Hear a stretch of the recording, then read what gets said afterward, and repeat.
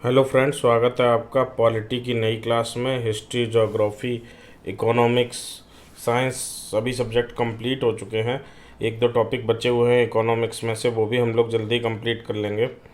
आज से हम पॉलिटी पढ़ेंगे और साथ में करंट अफेयर भी पढ़ेंगे। कुछ वीडियो पॉलिटी कहेंगे, कुछ करंट अफेयर कहेंगे, और दोनों ही चीज़ें लगभग अगले 20 दिनों में हम लोग कंप्लीट कर लेंगे। तो यूपी एपीओ के अकॉर्डिंग और यूपी जुडिशरी के अकॉर्डिंग इम्पोर्टेंट टॉपिक राज्य व्यवस्था के क्या है। एक तो मूल अधिकार है, संसद, अंग, सत्र, समिति। अब संसद में ठीक है, नियुक्ति और पदच्युति, लोगों के अपॉइंटमेंट किसके किसके द्वारा होते हैं और किनके द्वारा उनको हटाया जाता है। संशोधन और प्रक्रिया, संविधान के भाग के बारे में एक सूची पढ़ेंगे। अनुसूची आयोग, मेन से चुनाव आयोग, वित्त आयोग, इन सब के बारे में। संविधान सभा के बारे में इम्पोर्टेंट पॉइंट हम लोग मॉडर्न हिस्ट्री के दौरान पढ़ ही चुके हैं। निर्वाचन के बारे में पढ़ेंगे। नए राज्य की स्थापना के संबंध में पढ़ेंगे, फॉर्मेशन ऑफ स्टेट। लोकपाल के संबंध में पढ़ेंगे। इसके अलावा कुछ लिस्टिंग पढ़ेंगे, मूल कर्तव्यों को देखेंगे और प्रीवियस ईयर क्वेश्चंस करेंगे। तो इतना पॉलिटी में हमको पढ़ना है। आज है आपकी पॉलिटी की पहली क्लास। मैं हूं सुप्रीमणि शुक्ल। जो नए स्टूडेंट हैं उनको बता दूं कि आपके लॉगयान चैनल जो ये है उस पर फ्री एपीओ की क्लास चल रही है। जो पूरा पेड ग्रुप का मटेरियल है और पूरी क्लासेस है वो फ्री में आपको लॉगयान पर प्रोवाइड कराई जा रही हैं। लॉ का पूरा कोर्स, उधर सीआरपीसी की लॉ में क्लास चल रही है, आईपीसी और पुलिस एक्ट कंप्लीट हो चुका है। इधर आपकी करंट अफेयर्स की क्लास चल रही है और पॉलिटी की क्लास चल रही है। बाकी सब्जेक्ट कंप्लीट हो चुके हैं। तो आज का पहला टॉपिक है भारत तथा उसका संघ राज्य क्षेत्र। जो फॉर्मेशन ऑफ स्टेट था उसको हम लोग इस वीडियो में देखेंगे। ठीक है, भारत संघ वे राज्य हैं जो प्रसंघीय प्रणाली के सदस्य के रूप में हैं और शक्ति के वितरण में जो संघ के हिस्सेदार हैं। ठीक है, और आर्टिकल 1 क्या कहता है? भाग 1 में भारत तथा उसका संघ राज्य क्षेत्र है संविधान के, और आर्टिकल 1 में ये बताया गया कि वह समस्त राज्य क्षेत्र जिस पर तत्समय भारत की प्रभुता का विस्तार है। भारत एक राज्यों का संघ है। ये आर्टिकल 1 में बताया गया। किसमें बताया गया? आर्टिकल 1 में। पॉलिटी के अकॉर्डिंग राज्य के 4 आवश्यक तत्व आपको पता होने चाहिए। पॉलिटी में आपने पढ़ा भी होगा पहले भी ये कि 4 आवश्यक तत्वों में कौन कौन से। एक तो भूभाग होना चाहिए, जनसंख्या होनी चाहिए, सरकार होनी चाहिए और संप्रभुता होनी चाहिए, है ना। एक निश्चित भूभाग होना चाहिए कि ये एक स्टेट है, ठीक है, और उसमें जनसंख्या होनी चाहिए और उसमें एक सरकार होनी चाहिए और सॉवरेंटी होनी चाहिए। ये 4 अगर तत्व मौजूद हैं तो उसे स्टेट माना जाएगा, और अगर इसमें से कोई भी एक तत्व मौजूद नहीं है तो उसे स्टेट नहीं माना जाएगा। आर्टिकल 1 में साफ साफ लिखा हुआ भारत अर्थात इंडिया राज्यों का संघ होगा। ठीक है, तो राज्यों का संघ मिलके क्या बना है? भारत बना है। आपसे क्वेश्चन ये पूछा जाएगा भारत राज्यों का संघ ये किस आर्टिकल में लिखा हुआ है? तो आर्टिकल 1 में लिखा हुआ है। डॉक्टर भीमराव अंबेडकर ने कहा था कि भारत विभिन्न राज्यों के मध्य समझौते का परिणाम नहीं है, बल्कि भारत एक संघ है जो विभिन्न राज्यों से मिलकर बना। ये कोई किसी प्रकार के एग्रीमेंट का परिणाम नहीं है। किसी भी राज्य को भारत संघ से पृथक होने का कोई अधिकार नहीं है। तो आपसे ये भी क्वेश्चन एक पूछा जा सकता है, जैसे अमेरिका में स्टेट अमेरिका के संघ से अलग हो सकता है, उनके कॉन्स्टिट्यूशन में इस बारे में प्रोविज़न है। इंडिया के कॉन्स्टिट्यूशन में ऐसा कोई प्रोविज़न नहीं है। इंडिया के कॉन्स्टिट्यूशन के अनुसार कोई भी स्टेट इंडिया के किसी भी स्टेट से अलग नहीं हो सकता। अनुच्छेद 2 क्या कहता है? संसद ऐसे निर्बंधों एवं शर्तों के साथ जिन्हें वह उचित समझे संघ में नए राज्यों के प्रवेश या स्थापना कर सकेगी, साधारण बहुमत द्वारा। तो अनुच्छेद 2 किस बारे में बात करता है? अनुच्छेद 2 बात करता है राज्यों के प्रवेश और राज्यों की स्थापना के बारे में। तो आपसे ये पूछा जा सकता है कि कौन से राज्य में कौन सा जो आर्टिकल है वो इस बारे में प्रावधान करता है राज्यों के प्रवेश के बारे में। तो ऐसे राज्य जो भारत में हैं लेकिन इसमें सम्मिलित नहीं हैं, वो उनके बारे में, प्रवेश के बारे में आर्टिकल 2 में प्रावधान है। और किसी विदेशी राज्य को ग्रहण करने के, अपने संघ का भाग बनाने के बारे में भी आर्टिकल 2 में प्रावधान किया गया है। आर्टिकल 3 किस बारे में बात करता है? अनुच्छेद 3 संसद विधि द्वारा विभिन्न राज्यों की सीमाओं के नाम, क्षेत्र आदि में परिवर्तन कर सकती है ना। तो किसी नए राज्य के लिए जो नाम परिवर्तित करना या फिर क्षेत्र किसी राज्य का परिवर्तित करना, जैसे तेलंगाना बना, जैसे उत्तराखंड बना, छत्तीसगढ़ बना, तो ये सभी किस आर्टिकल के तहत बने? तो आर्टिकल 3 के तहत बने। इसमें कंफ्यूज होने की ज़रूरत नहीं है। यहाँ प्रवेश और स्थापना की बात हो रही है जब कोई बाहर से टेरिटरी आए, और 3 में क्या है? अपने ही टेरिटरी में नाम बदल दिया, सीमा बदल दिया, क्षेत्र बदल दिया, तो वो आर्टिकल 3 में आएगा। आपसे एक क्वेश्चन पूछा जा सकता है कि भारत में तेलंगाना नया स्टेट बना, ये किस आर्टिकल के तहत बना है? तो आर्टिकल 3 के तहत बना, कंफ्यूज नहीं होना है। नए अगर नई कोई टेरिटरी बाहर से आ रही है या नई कोई टेरिटरी सम्मिलित होना चाह रही है या नई कोई टेरिटरी विदेश से हमने ग्रहण की है, वो आर्टिकल 2 के तहत आएगी। लेकिन अगर अपने ही टेरिटरी में सीमा बदल दी, जैसे उत्तराखंड कैसे बना, उत्तर प्रदेश की सीमा में परिवर्तन किया और नया नाम रख दिया क्षेत्र का, तो वो क्या बन गया, उत्तराखंड। तो वो क्या हो गया, आर्टिकल 3 के तहत बना है। ठीक है, ये कंफ्यूज होने की ज़रूरत नहीं है। ठीक है, आर्टिकल 3 में ही नए स्टेट बने हैं, उत्तराखंड, छत्तीसगढ़, है ना, तेलंगाना। किसी राज्य में उसका राज्य क्षेत्र अलग करके अथवा 2 या अधिक राज्यों को या राज्य के भागों को मिलाकर अथवा किसी राज्य क्षेत्र को किसी राज्य के साथ मिलाकर नए राज्य का निर्माण करने की शक्ति किसके पास है, संसद के पास है। तो स्टेट लेजिस्लेचर को इसमें कोई भी पावर नहीं दी गई है, ये पावर किसको है, संसद को प्राप्त है। किसी राज्य का संसद क्या कर सकेगी, किसी राज्य के क्षेत्र को बढ़ा सकेगी, वह किसी राज्य के क्षेत्र को घटा भी सकेगी, किसी राज्य में दूसरा राज्य भी बना सकेगी और सीमाओं में परिवर्तन भी कर सकेगी और नाम में भी परिवर्तन कर सकेगी। ये सभी किसकी पावर है, पार्लियामेंट की पावर है। और वो भी किस आर्टिकल में दी गई, आर्टिकल 3 में दी गई हैं। ठीक है, प्रोसीजर क्या रहता है कि देखिए, जो विधेयक तैयार होगा, जो इस तरीके का कोई परिवर्तन करना चाहेगा, चाहे वो सीमाओं में परिवर्तन हो, क्षेत्र को घटाना बढ़ाना हो या नाम में परिवर्तन हो, तो सबसे पहले राष्ट्रपति की पूर्व अनुमति लगेगी। ठीक है, पहला प्रोसीजर ये है कि एक विधेयक तैयार किया जाएगा, एक प्रस्ताव तैयार किया जाएगा, उस पर राष्ट्रपति की अनुमति होगी। फिर प्रभावित राज्य विधानमंडल के विचार के लिए राष्ट्रपति एक निश्चित अवधि के अंदर सूचना मंगाता है। यदि वह अवधि समाप्त हो जाती तो उस अवधि के अंदर विधानमंडल ने कोई सुझाव दिया तो उसे मानने के लिए राष्ट्रपति बाध्य नहीं है। ठीक है, अब राष्ट्रपति के पास ये स्वीकृत के लिए गई तो राष्ट्रपति क्या करेगा कि जिस विधानमंडल के नाम, सीमा या क्षेत्र में परिवर्तन होना है उनसे राय मांगेगा। तो ऐसे समय पे जो टाइम राष्ट्रपति प्रिस्क्राइब्ड कर देगा उसके अधीन उसको राय देनी होगी। अगर वह राय दे देता है तो भी, और राय नहीं देता है तो भी। अगर राय नहीं देता है तो कोई बात नहीं, और देता है तो उस पर राष्ट्रपति विचार कर सकता है ये मानने योग्य है या नहीं है। जरूरी नहीं है कि उस राय को माना जाए। स्टेट लेजिस्लेचर को केवल पावर है कि वो अपनी कंसेंट दे सकता है, नहीं भी दे सकता है, अपनी एडवाइस दे सकता है, उसकी कंसेंट का कोई महत्व नहीं है। ठीक है, तो आर्टिकल 3 आप समझ गए होंगे। आर्टिकल 4 की बात करते हैं तो संसद अनुच्छेद 2 के तहत नए राज्य की स्थापना करती है। अनुच्छेद 3 के तहत किसी राज्य के नाम, सीमा, क्षेत्र में परिवर्तन करती है।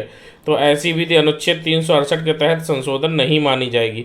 मतलब इसका जो आर्टिकल 4 है, ये इसके कहने का सीधा सीधा एक पर्पज है, और वो ये पर्पज है कि अगर कोई भी परिवर्तन आर्टिकल 2 या 3 में होता है तो वो संशोधन नहीं माना जाएगा। और जब वो संशोधन नहीं माना जाएगा तो साधारण बहुमत द्वारा हो सकेगा। किसका, साधारण बहुमत द्वारा हो सकेगा। मतलब ये भी क्वेश्चन बनता है कि नए राज्य की स्थापना या राज्य की सीमाओं में जो परिवर्तन होता है वो किस बहुमत के द्वारा संभव है, तो साधारण बहुमत के द्वारा संभव है। उसके लिए किसी विशेष बहुमत की आवश्यकता नहीं पड़ेगी। अब आइए, जो कुछ क्वेश्चन बनते हैं, ये तो हमने आर्टिकल देख लिए, अब कुछ क्वेश्चन बनते हैं इससे, वो देख लेते हैं।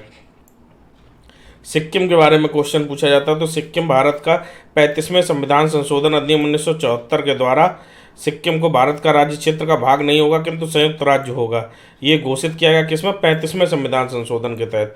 ठीक है, ये याद रखिएगा। अभी आपसे एक क्वेश्चन ये पूछा जाएगा कि सिक्किम भारत का स्टेट किस संविधान संशोधन में बना, तो वो 35वां नहीं, वो 36वां होगा। 35वें के तहत क्या कहा गया था, सिक्किम भारत का राज्य क्षेत्र का भाग नहीं होगा किंतु इसका संयुक्त राज्य होगा। ठीक है, 2-2 सदस्य लोकसभा और राज्यसभा में भेजेगा, लेकिन वह राष्ट्रपति तथा उपराष्ट्रपति के चुनाव में भाग नहीं लेंगे। ये 35वें संविधान संशोधन के प्रावधान है। सिक्किम के लोग भारत में उच्च शिक्षा संस्थानों में प्रवेश, अखिल भारतीय सेवा में और राजनीतिक संस्थानों में प्रवेश के अधिकारी होंगे। ये 35वें संविधान संशोधन के तहत प्रोविजन है। लेकिन 36वां संविधान संशोधन उसके बाद 1975 में किया गया और सिक्किम को पूर्ण स्टेट का दर्जा दे दिया गया। 35वें संविधान संशोधन के जो प्रभाव थे वो खत्म हो गए। अब जो सिक्किम के लोग थे वो लोकसभा और राज्यसभा में भेजे भी जाएंगे और वो नॉर्मल स्टेट की तरह राष्ट्रपति उपराष्ट्रपति के चुनाव में भाग लेंगे।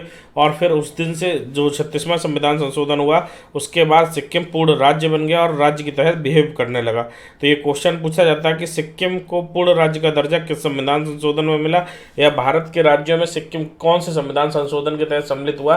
तो कंफ्यूज नहीं होना, 36वें संविधान संशोधन के तहत सम्मिलित हुआ। और संयुक्त राज्य किस संविधान संशोधन के तहत बना था, तो 35वें संविधान संशोधन के तहत बना था। ठीक है, 100वां संविधान संशोधन संशोधन जो था वो भारत और बांग्लादेश के मध्य सीमा समझौता हुआ था। 119वां विधेयक था और 100वां संविधान संशोधन था। विधेयक की संख्या वो जो प्रेजेंट की जा रही है और संशोधन की संख्या वो जो पास हो रहा है। ठीक है, तो 100वां संविधान संशोधन किससे संबंधित था? 100वां संविधान संशोधन भारत बांग्लादेश सीमा समझौता से संबंधित था। क्वेश्चन ये पूछा जाएगा कि कौन कौन से स्टेट इससे प्रभावित हुए, क्योंकि बांग्लादेश के कुछ गांव भारत में सम्मिलित किए गए और भारत के कुछ गांव बांग्लादेश में सम्मिलित किए गए। तो कौन कौन से स्टेट इससे प्रभावित थे? असम, मेघालय, त्रिपुरा और पश्चिम बंगाल। असम, मेघालय, त्रिपुरा और पश्चिम बंगाल इससे प्रभावित थे। ठीक है, आपका तेलंगाना जो बना वो कैसे बना? आंध्र प्रदेश पुनर्गठन अधिनियम 2014 बना। आंध्र प्रदेश पुनर्गठन अधिनियम श्री कृष्ण आयोग की सिफारिश पर आंध्र प्रदेश में से एक भाग को 2 जून 2014 में तेलंगाना के रूप में अलग किया गया और ये भारत का 29वां राज्य बना। कौन सा राज्य बना? 29वां राज्य बना। और कौन सा आयोग का गठन किया गया था? श्री कृष्ण आयोग। याद रखिएगा, श्री कृष्ण आयोग के गठन के द्वारा। और किस तारीख को बना? 2 जून 2014 को। तो राज्य पुनर्गठन का इतिहास हम लोग एक बार देख लेते हैं कि 1948 में जब देश स्वतंत्र हुआ उसके बाद राज्य पुनर्गठन की बात आई तो 1948 में एस के धर आयोग का गठन किया गया। किसका किया गया? एस के धर आयोग का गठन किया गया। और इन्होंने जो सुझाव दिए वो किस आधार पर दिए? भाषाई आधार पर इन्होंने कहा राज्यों का गठन होना चाहिए, है ना। भाषाई आधार पर इन्होंने कहा कि राज्यों का, जिसे भाषाई आधार पर पुनर्गठन के लिए सुझाव देने के लिए, मतलब इनको ये राय दी गई थी कि भाषाई आधार पर गठन होना चाहिए, लेकिन इन्होंने उसको रिजेक्ट करते हुए इन्होंने कहा प्रशासनिक सुविधा के आधार पर गठन होना चाहिए। क्या कहा? प्रशासनिक सुविधा के आधार पर गठन होना चाहिए। किसने? एस के धर आयोग ने। लेकिन फिर क्या हुआ? एस के धर आयोग की जो सिफारिश थी वो नहीं मानी गई और एक नई कमेटी बनी, जेबीपी कमेटी, जिसमें थे जवाहरलाल नेहरू, वल्लभ भाई पटेल और पट्टाभी सीतारमैया। इसलिए JV और P कमेटी रखा गया और JVP कमेटी ने इस समिति को धर आयोग के सुझाव के पुनर्मूल्यांकन के लिए गठित किया गया था। और इन्होंने कहा कि भाषाई आधार और प्रशासनिक आधार दोनों ही आधारों पर ये जो बंटवारा है, जो राज्य का पुनर्गठन है, वो उचित नहीं है। इसके लिए कोई नया आधार खोजना चाहिए। इसके लिए कोई नया आधार खोजना चाहिए। फिर 1953 में एक समिति बनी, फजल अली समिति। फजल अली समिति बनी और इसके मेंबर कौन थे? इसके अध्यक्ष थे फजल अली और इसके मेंबर थे पंडित हृदयनाथ कुंजरू और KM पनिक्कर। ये पूछा जा सकता है कि फजल अली समिति के मेंबर कौन थे? तो इसके मेंबर थे पंडित हृदयनाथ कुंजरू और KM पनिक्कर। इसका गठन ऐतिहासिक आधार पर राज्यों के पुनर्गठन के विचार के लिए किया गया कि ऐतिहासिक आधार पर राज्यों का पुनर्गठन हो सकता है। तो उन्होंने रिजेक्ट किया इस बात को और भाषाई आधार पर पुनर्गठन करने के लिए कहा। 1953 में भाषाई आधार पर पहला राज्य कौन सा बना? आंध्र प्रदेश राज्य बना और ये 7वें संविधान संशोधन विधेयक अधिनियम के तहत बना। तेलुगु भाषी क्षेत्र को मद्रास से अलग कर दिया गया और आंध्र प्रदेश का निर्माण किया गया। तो आपसे ये भी क्वेश्चन पूछा जा सकता है कि भाषाई आधार पर बनने वाला पहला राज्य कौन सा था? तो भाषाई आधार पर बनने वाला पहला राज्य था आंध्र प्रदेश राज्य। और इसके लिए भारतीय संविधान में कौन सा संशोधन हुआ? 7वां संशोधन हुआ। ठीक है, फिर राज्य पुनर्गठन अधिनियम बना जो फजल अली की सिफारिश पर, या मान लीजिए JPB की सिफारिश पर बना। किसी की सिफारिश पर मान लीजिए राज्य पुनर्गठन अधिनियम बना 1956 में। और 1 नवंबर 1956 को भाषाई आधार पर 14 राज्य और 6 केंद्र शासित प्रदेश बनाए गए। मतलब ये जो इन्होंने एस के धर आयोग ने जो चीज़ कही थी भाषा की जो प्रशासनिक सुविधा, उसको नहीं माना गया। JVP का मानना था ना तो भाषाई आधार पर ना प्रशासनिक आधार पर बने, लेकिन फजल अली समिति ने फिर जो निर्णय दिया 1956 में भाषाई आधार पर 14 और 6 केंद्र शासित प्रदेश बनाए गए 1 नवंबर 1956 को। आज की संख्या कितनी है वो आप जान ही रहे हैं, 29 राज्य हो चुके हैं और केंद्र शासित प्रदेश अलग हैं, है ना। तो 29 के बाद फिर से 28 राज्य हो गए हैं। जम्मू कश्मीर और लद्दाख 2 केंद्र शासित प्रदेश हो गए, तो अब फिर से 28 राज्य हैं और 8 केंद्र शासित प्रदेश हैं। और जब 1 नवंबर 1956 को भाषाई आधार पर बने थे तो 14 राज्य और 6 केंद्र शासित प्रदेश थे। ठीक है, अब नए राज्यों की मांग किस किस की अभी चल रही है? एक तो पूर्वांचल, हरित प्रदेश, बुंदेलखंड और यूपी मध्य, ये 4 भागों में यूपी को बांटने की मांग चल रही है। एक बोडोलैंड और असम की मांग चल रही है। एक गोरखालैंड की मांग पश्चिम बंगाल को अलग करके चल रही है। महाराष्ट्र में विदर्भ राज्य की मांग चलती है और गुजरात में सौराष्ट्र की मांग हो चुकी है। ये वो स्थान है, ये पूछा जा सकता है आपसे कि गोरखालैंड किसको अलग करके बनाने की मांग चल रही है, या फिर सौराष्ट्र किसको अलग करके बनाने की मांग चल रही है, या किस स्टेट में विदर्भ के संबंध में मांग उठाई जाती है, तो ये आप देख लीजिएगा। अब हम लोग देखेंगे राज्यों के गठन का क्रम, कौन सा राज्य किस क्रम में बना और कौन सा राज्य किस वर्ष में बना, क्योंकि एक तो आपसे क्रोनोलॉजी पूछी जा सकती है, दूसरा आपसे डायरेक्ट ईयर पूछा जा सकता है, तो दोनों ही चीज़ें हम यहाँ पर देखेंगे। आंध्र प्रदेश 1953 में बना, गुजरात 1960 में बना, नागालैंड 62 में बना, हरियाणा 66 में, मेघालय 69 में, हिमाचल 1970 में बना, 1956 में एक केंद्र शासित प्रदेश बना था, मणिपुर 1971 में बना, मणिपुर और त्रिपुरा एक साथ, सिक्किम 1974-75 में बना, 74 में संयुक्त राज्य बना और 75 में पूर्ण राज्य का दर्जा दिया गया इसको। मिजोरम और अरुणाचल प्रदेश 1986 में बने, गोवा 1987 में बना और छत्तीसगढ़, उत्तराखंड और झारखंड 2000 में बने 24वें संविधान संशोधन के द्वारा, ठीक है। और तेलंगाना 2014 में बना, 2 जून 2014 को बना, ठीक है। तो ये हो गए आपके राज्यों के गठन, इनको याद रखिएगा। आपको क्रम से लगाने के लिए भी आ सकते हैं, डायरेक्ट ईयर भी पूछ सकते हैं, दोनों ही चीज़ें आप याद रखिएगा। तो राज्य पुनर्गठन से संबंधित, स्टेट फॉर्मेशन से संबंधित जो क्वेश्चन आ सकते थे हमने यहाँ पर डिस्कस किए। आपको ये वीडियो लेक्चर कैसा लगा आप कमेंट बॉक्स में ज़रूर बताइएगा। कमेंट बॉक्स में मिशन एपीओ लिखना मत भूलिएगा। टेलीग्राम चैनल पर इसकी PDF मिल जाएगी, तो नीचे डिस्क्रिप्शन बॉक्स में लिंक दिया गया है, टेलीग्राम चैनल को भी सब्सक्राइब कीजिएगा, टेलीग्राम चैनल को जाकर ज्वाइन कीजिएगा ताकि आपको इसकी PDF टाइम से मिलती रहे। चैनल पर नए आए हैं, चैनल को सब्सक्राइब कीजिए, वीडियो को लाइक कीजिए और ज़्यादा से ज़्यादा शेयर कीजिए ताकि हम आपके लिए इसी प्रकार का कंटेंट लाते रहें। फिर मिलेंगे कल के वीडियो में। धन्यवाद।